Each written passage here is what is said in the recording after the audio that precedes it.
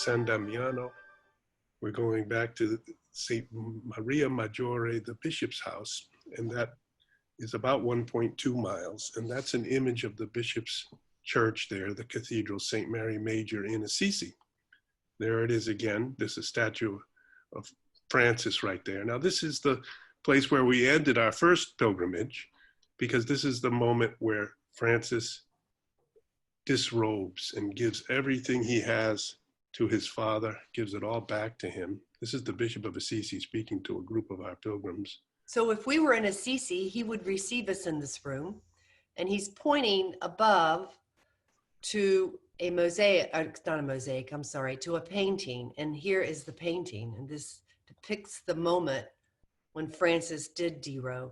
He has now declared that this place, this room, is a shrine of the Renunciation.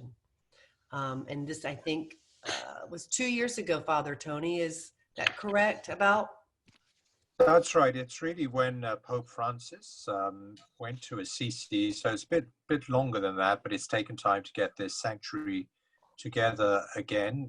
What's really fascinating, Deb, in this room of the Renunciation is that obviously it's the place where Francis, stripped himself. But today, and I think you mentioned this last week, there's a young man, Carlo Acutis, who is really died at the beginning of this century, and I think just died at the age of 13 or 14. 15. 15, yeah, and it's just amazing because he's buried, his remains are in this sanctuary as well, and he gives another sign of renunciation. It's just amazing that he was really attached, this young man, to the Eucharist.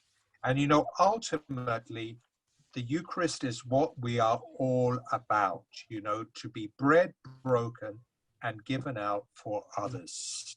That's why, just a point about churches being closed at the moment, I think it's a real tragedy, because if we don't have the sacraments to live on, we really are thrown to the devil. You know what I'm saying?